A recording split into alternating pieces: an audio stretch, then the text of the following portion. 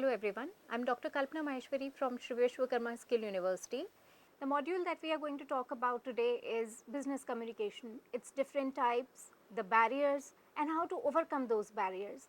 So the agenda is going to be business communication, it is going to be types of communication, internal and external business communication, the factors that might influence the organization's communication, and finally the barriers to communication. So, to understand business communication, we first need to see that what is communication exactly. So, communication is derived from the Latin word communiscere, which means sharing, and that is sharing of ideas, thoughts, feelings and opinions. If we talk about the valid definition of communication, Newman and Summer have said communication is an exchange of facts, ideas, opinions or emotions by two or more persons. So, wherever people are exchanging some information, they are conveying some information, transmitting the ideas, that is communication. Communication these days is said to be the lifeline of any relationship, and just not personal but also the professional relationship. If the business owners, they would prefer people having good communication skills in the organization. And why is that? Because if people are able to communicate effectively, they are able to share that what the expectations are, what are the targets that are to be achieved, and how people can collaboratively work towards those. The process for communication stays the same for business communication. So, the very first thing that we are going to look at is the process of communication. So, there are two parties in communication, one is the sender and the second is receiver or receivers. A sender has some idea in his head that he wants to share with the receivers. Now, for that idea to be transmitted to receiver, he needs to have a correct choice of words. He needs to see what is it that is to be conveyed in a very clear fashion to the receivers, so that the message is received in the way it is sent. So, the sender encodes the message in such a way that it clearly communicates the idea that the sender wants to share. So, once the message is encoded, then a specific channel is used to share that message with the receiver. That channel can be any media, that can be written communication, that can be oral communication. Through whichever means that the sender wants to share that information, the same channel can be used. Once this is passed on from there and received by the receiver, he decodes the message. It is equally important because how he interprets the message, what is his understanding of the message conveyed to him, makes a lot of difference to the message that is sent by the sender and received by the receiver. So, how to get to know that whether he has understood it the same way that the sender has sent it, or there is now some distortion of the message. For that, the very easy way or the very effective way is feedback. So, the receiver then has to provide a feedback to the sender. Now, this can be verbal, it can be non-verbal. When it is verbal, he either has to say something that if he has understood it, how he has understood it, and if it is non-verbal, then he either nods on it, he moves his head on it, he sighs, or whichever way, maybe his expression. Through all those means he can convey if he has understood the message or not.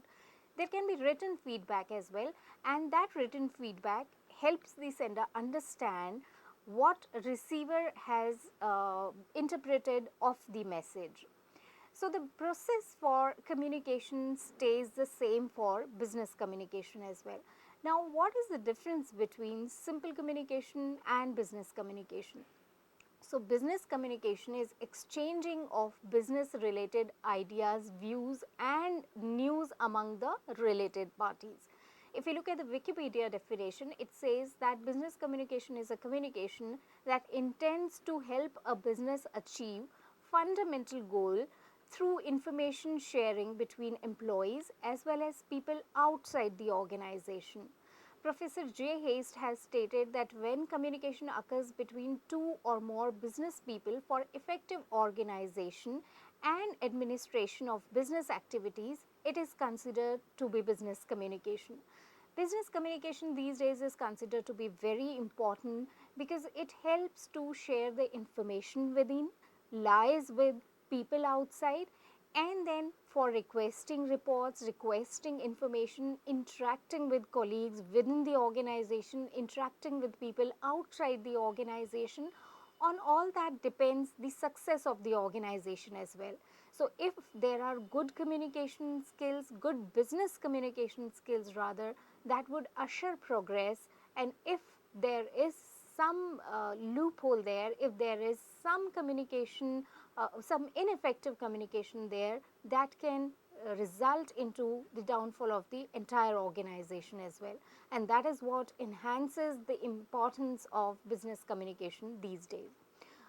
Data has found the employees who have shared their perspective when it comes to inefficient internal communication, the data has revealed that 52% of employees feel higher stress because of ineffective communication. 44% of employees have failed to complete their projects because of ineffective communication. 31% of employees have missed their performance goals, and 20% feel that they are not able to innovate more because of ineffective communication.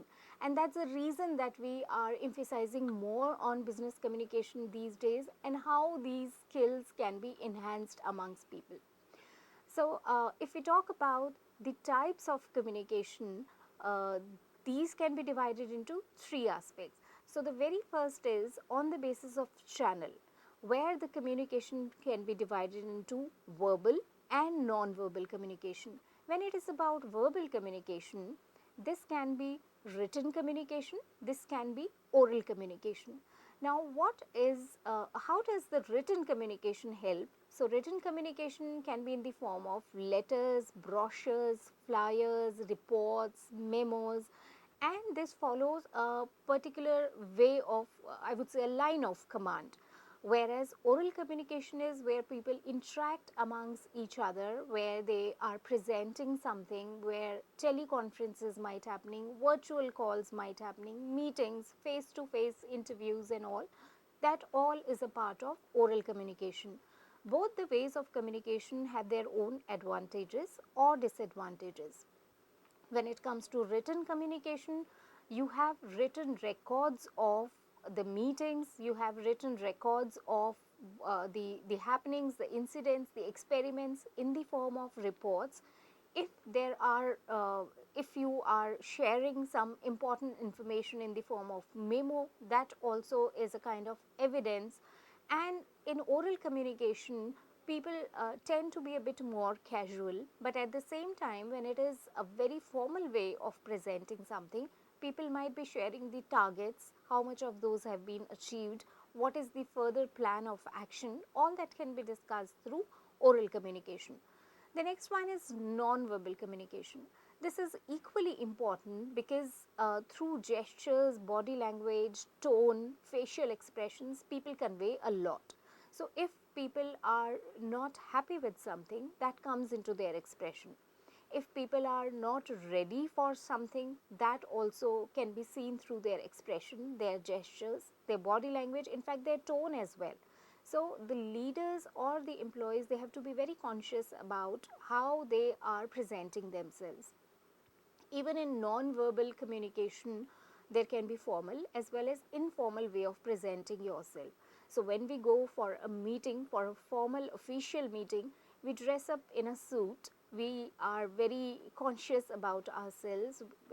That may be the way of sitting, the way of standing, everything.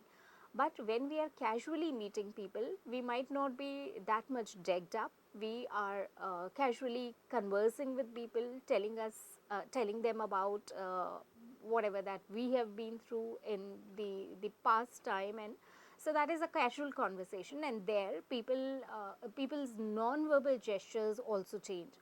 So that is one type of communication. The other one is on the basis of purpose and style.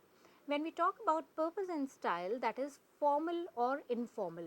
Now, formal communication is the official communication and decisions follow this channel of communication. It is officially recognized in the organization, and to a great extent, it depends on the individual's position in the organization. So, whether you are communicating with your superiors or you are communicating with your subordinates, that's very well evident through the way you are communicating with people in the organization. To a great extent, it depends on the chain of command and define the authority responsibility relationship among the members of the organization. Information, when is requested from subordinates, or maybe some inputs are given to the superiors, that all is a part of formal communication.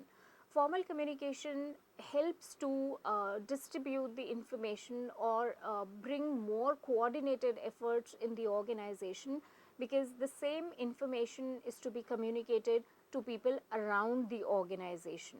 So, that is one thing which helps the entire organization, because through formal communication the leaders try to share the vision of the organization, the policies, regulations, instructions, directions, all that is done through formal means of communication. So, through formal communication, the entire organization tends to be on the same page, because there can be written communication, there can be oral communication, informal communication also, but that stands the same for all those existing in the organization. Then within the formal communication, there are three more bifurcations, I would say. One is vertical communication, which in itself consists of upward and downward communication, and the next one is horizontal communication. So, when we talk about vertical communication, and that is of course as per the line of command, and the two different modes therein are upward and downward communication. The upward communication is wherein the employees are communicating with their superiors. Now, this can be when they want to share some valuable inputs or things. This type of communication normally is not preferred in a very authoritative kind of organization. It functions well where it is a liberal or a democratic organization, because people get a chance to share their valuable inputs at every step. They are being heard to, they become a part of decision making, and the good part is that it results into a sense of belongingness amongst the employees, and they become more loyal to the organization. At times, it might so happen that the superiors are not ready to hear anything against their way of working, so they will not prefer this kind of communication in the organization. However, at times the employees in the organization also would not prefer doing it, because they have their own benefits, or they have their own interests into things. So, upward communication has its own benefits, has its own advantages and disadvantages, I would say. The next one is downward communication. Now, downward communication is generally the way the communication happens within the organization. So, the leaders or the superiors, they will share the policies, the rules and regulations, the achievements. They'll talk about why things are being done the way they are. They talk about the mission of the organization, the targets to be achieved. So, every direction instruction is shared through downward communication. This helps employees understand that what is expected of them, and they can accordingly start working on it. Downward communication is also important, because it helps the employees to understand that where they missed as far as their performance is concerned, what are their areas of improvement, and they receive the feedback also through downward communication. Uh, the leaders try to share all the important aspects of the organization through downward communication. Now, this also has its own disadvantages, because in downward communication, there are chances that information is hoarded at certain places at certain levels because of professional rivalry or to gain the position of importance. There can be filtration of information and the information does not reach the exact way that it was supposed to, which means that there can be a distortion of the message. And if this distortion happens in the entire line of command, that would result into something disastrous. At times, the downward communication results into delays in decision making, which can be quite frustrating for the employees in the organization. So, they might be some decision which is awaited for long and still takes time because of this downward communication, that might result into loss of trust amongst the employees who are working for the organization. They feel less engaged when they do not have any say in any of the aspects which is important for the organization. So, this is about the vertical communication, and then we talk about the horizontal communication. Horizontal communication is when communication is happening between peers at the same level, managers at the same level. So, they try to interact more and understand how things are taking shape in their departments, at their positions, and this might be helpful because this helps in problem solving, this enhances the teamwork in the organization.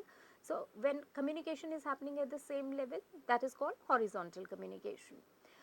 It is important because the different departments in the organization, they start coordinating more with each other. Secondly, they understand the importance of each other, because without each other's assistance they cannot achieve their own targets as well. They start respecting each other more, and the blame game, which generally is being played in the organization when the targets are not achieved, that reduces. We all know that conflicts are inevitable when people are working into different departments. There can be conflicts, but horizontal communication helps to reduce, to minimize those conflicts, and those conflicts can be resolved as well. So, horizontal communication again is very important because people at same level try to connect with each other. The next one is diagonal communication. Diagonal communication cuts across the predefined lines of communication, because one manager or maybe the employees of different departments will work together, will communicate more often, and the reason might be that they are working on same project, and to enhance the efficiency or the speed of work, they need to communicate with each other. So, the route of the communication is not the same as described or as prescribed by the organization, but they have to enhance the efficiency or to enhance the productivity, to enhance the speed of the project, they need to communicate with each other. So, that is the diagonal communication. Now, we have talked a lot about formal communication. Now, let's have a look at informal communication. So, informal communication is the unofficial channel of communication that arises out of socio-psychological needs of people in the organization. So, informal communication, where you do not need to have any letterheads, you do not need to have any predefined uh, meetings or scheduled conferences, nothing like that, virtual meetings, nothing of that sort, but people interact with each other. The scope of this conversation is quite broad. So, it is not just about the targets or something related to official work, but it can be anything about personal as well. So, when people want to interact with each other, when they want to share something with each other, they resort to informal communication. This is important because when people, because too many hours people are spending in the organization, and if they do not have a social circle there, it becomes very difficult for them to survive there. Since man is a social animal, it becomes all the more important. So, it focuses more on the person than on position. Like in the informal communication, the focus is more on the position of the individual in the organization, but here the focus is more on the person. So, the informal communication that generally arises because of people's common interests about things, it can be about the workspace, it can be about the religion, it can be about the same hobbies, anything that can make two people join hands and be friends, and this informal communication arises then. Now, one of the aspect of informal communication is grapevine communication. Grapevine communication, as the name suggests, is just like a grapevine that grows anywhere and everywhere. Now, this is for this we do not have a formal path or direction where this communication is going to take place, but this can happen anywhere. So it has no predefined path, and people tend to pass the information on with each other, and this reaches to everybody in the organization.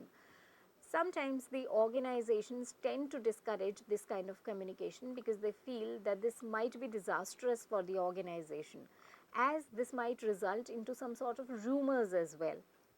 So rumors, when passing on from one to another, that just keep growing, growing and growing, and that's the reason the organizations do not prefer it. But the grapevine communication happens because people want to connect with each other, and there are certain advantages and at the same time disadvantages of grapevine communication as well. The advantages, as in when people connect with each other, they have a feeling of solidarity or unity. So there comes in more cohesiveness, they are able to understand each other more, they are more empathetic with each other then when they get to know each other. And if at times people are feeling insecure or unsafe, or they have any sort of problems that are going on into their heads, they can discuss it with people around them. So that might provide them some sort of psychological relief as well.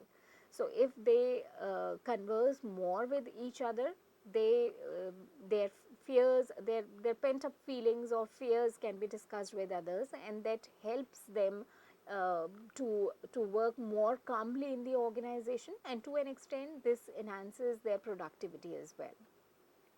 There are certain disadvantages as well of grapevine communication. Um, the most important being that it has, at times it has no credibility, which means that it's not trustworthy because it can just be a rumor as well. There is nothing to test the authenticity or validity of the information. So if people just keep on trusting the information that has bypassed the formal channel of communication and has reached them, it becomes quite confusing for them, and again disastrous for the organization as well. So grapevine communication can be important, but the employees need to check its source and see how much credible it is. Grapevine, for avoiding any grapevine communication, what the organization needs to do is that they need to see if people are feeling insecure, uh, if they have any doubts in their heads. So the organization needs to share everything with with the employees in a transparent way. People should understand the reasons, or they should understand the purpose of anything that is happening in the organization. If the facts are laid bare in front of them, they would be able to trust their leaders more, and in that case there would be no rumors.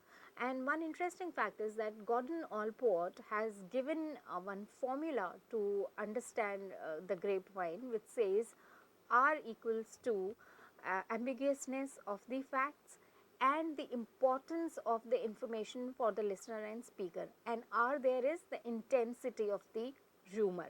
So intensity of the rumor depends on how much important the fact is for the listener or the speaker, and how much is the ambiguity of the fact. So the leaders in the organization should ensure that there is no ambiguity when it comes to facts, when it comes to the information related to the organization and the people, and that should be shared very clearly with their employees. So that is going to help the organization, and at the same time that is going to help the employees as well. Then another important aspect is internal and external communication. Now, internal communication occurs when the members of an organization are communicating or sharing information with each other, whereas external communication is when the members interact and communicate and share information with people outside the organization. So, internal communication and external communication can be compared on the basis of 3-4 things. First is the purpose. The purpose of internal communication is sharing information so that there is more coordination among the departments. If the departments start hoarding the information and they are not ready to share the information pertinent to the targets of other departments as well, that's going to create a lot of chaos and mess in the organization. The purpose of external communication is to share information with the outsiders. Now, this information can be related to any CSR activity, this can be related to any product or service which is recently launched, or it can be about how the organization is performing. So, anything which is to be conveyed to the related public or the stakeholders. The next one is type. So, when we talk about internal communication, as we have already discussed, this can be formal, this can be vertical, this can be diagonal, horizontal, and so on. And for external communication, there are no such types. It can be done in whichever way. It's just that it can be divided into two parts, and that is written communication or oral communication. So, when it is written communication, this can be any sort of advertisement, it can be flyers, it can be brochure, and when it is about oral communication, this can be certain presentations which are being held with people. So, I guess we all have seen the financial advisors conducting seminars so that they are able to convey to people that how should people manage their wealth. Then it is about frequency.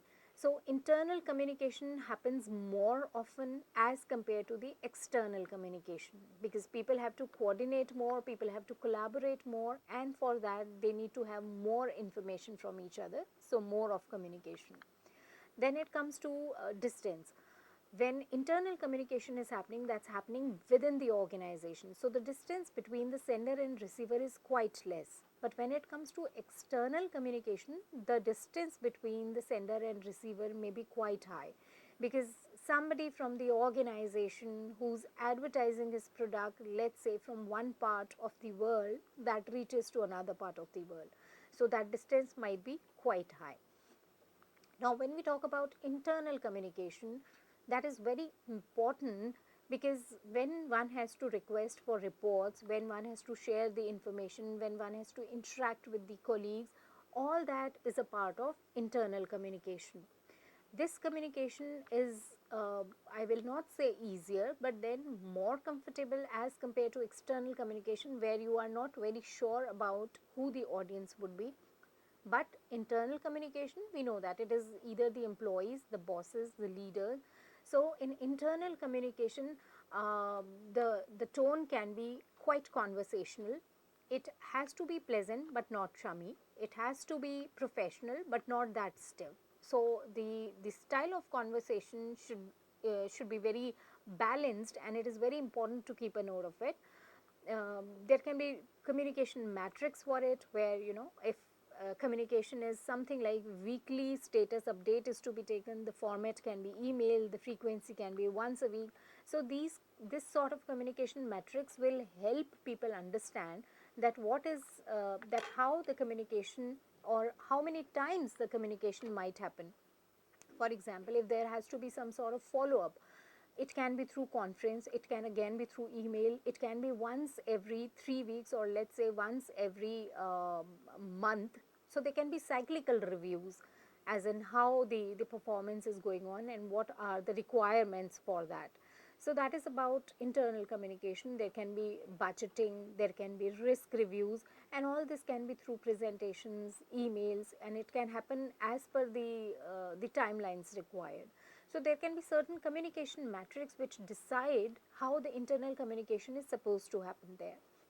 Um, whether it is to be communicated with the leader, the boss, the manager, or with the colleagues, none of the employees would want that their communication should lapse into profanity, goofiness, or with a poor grammar. So one has to be very careful when it comes to internal communication also. That all we are going to discuss in the written communication, which would be done in the next module. Then comes the external communication. Now, in external communication types, there can be three reasons for external communication. One is the operative, second is strategic, and the third one is notoriety. When we talk about operative external communication, that can be through digital newsletters, that can be through emails. And why operative external communication is required? For instance, people sitting at call centers, so they have to respond to the inquiries coming therein. They have to share the information related to products and the services that the organization is offering. They also have to handle the complaint. So that is the operational part of an organization, and that is therefore named as operative external communication. Then comes the strategic communication. Now, in strategic external communication, there can be press releases, there can be advertising, it can be done through social media. So, if the organization is trying to launch something new, something big, that can be shared through social media. The main purpose is to share the information with people, so that in a very strategic way the organization can build on it and can receive the benefits of it. Then comes notoriety. Now, this is about sharing the information of the organization, but the purpose is to build a brand image. The purpose is to get goodwill, to build a good positive image in the society. So, through blogs, through advertising, activities like CSR can be shared about with people. How the organization is performing, that can be shared with people. What all good the organization is doing to the society. So there can be reports about sustainability and everything. So that the purpose of it is to attract people, to appeal the prospective investors in the organization and create a good brand image for the organization, so that it's not just about the good aspects of the organization, but it's also about the profit part of the organization. So that is these are the three types of external communication. Now, the external communication, who all the audience can be. So the very first one is the customers. When the organization has to deal with customers, or the employees have to converse with the customers, they have to let them know about the new services, their complaints, or if they have any feedback to provide to the organization. So that is to be received very well. That and sharing the information about the organization also has to be done in a manner that the customers are happy to receive that information. A loyal customer brings a lot of profit for the organization. So that's the mantra for the organizations most of the time. The second external audience can be the regulatory bodies like government and all. So the organization has to keep conversing with them, so that it is on the same page that the government bodies are, and it knows that what exactly it is required to do, what all laws to be followed, what all policies to be taken into consideration when the organization has its own operations and functionings. The next one is the industry partners. So none of the industry would work in isolation. They might require certain industry partners as well. So different industry, like if we talk about the automobile manufacturing industry, so they might receive certain components from another industry. So that way they need to converse with their industry partners and how they might be helpful for them. And if there is good communication between the two industries, that might bring a lot of profits and at the same time enhance the productivity to a great extent. The next one can be the public groups. Now, these public groups are the communities, the society around them. So they, when communicating to them, there can be certain CSR activities. They can be informed, or they can be told about the organization more, as in how organization is working towards the society. There can be core business partners like vendors, like suppliers, like raw material suppliers. So, how the organization communicates with them, how it keeps them also in the loop when any important decision is being taken or people are told about any change that is happening in the organization, that becomes very important. Then the public at large, so when it is appealing the public, when it is conveying to people what image the organization holds, how it can build it goodwill, for that it again needs to communicate externally, it needs to communicate with the public at large. The organization needs to have a specific strategy when it is communicating with its audience, with its external audience, I would say. The first thing is know the audience. So, who the audience is, who are the people for whom the message has been designed. The organization has to be very sure about it and accordingly should relay that information. So, knowing the audience becomes very important. Then, using the right platforms. Is advertising a right platform for sharing that information, or certain emails are to be shared, or there have to be WhatsApp messages, or social media is to be used, blogs are to be used. So, right platforms have to be used. For example, the restaurants and all, they nowadays rely a lot on the food bloggers because they are the ones who will talk about the restaurants and the kind of food that is being served there. So, that is whatever is the right platform that is to be opted by the organization. They need to deliver real value, which means that what is important has been conveyed to people. If not, then the message doesn't add value for the external audience. So that has to be very carefully designed. The tone of voice has to be very conversational so that people are able to understand it well. It has to be very simple, very specific, precise, and condensed message. Then it should involve the customers who are a part of external strategy, and then how to measure the success. So maybe the feedback method is the most important and the most proficient way of discussing with people that whether the message has reached successfully to people or not. So this is about the strategy for external communication. We'll stop here and we'll discuss about the factors that influence an organization's communication in our next module. Thank you.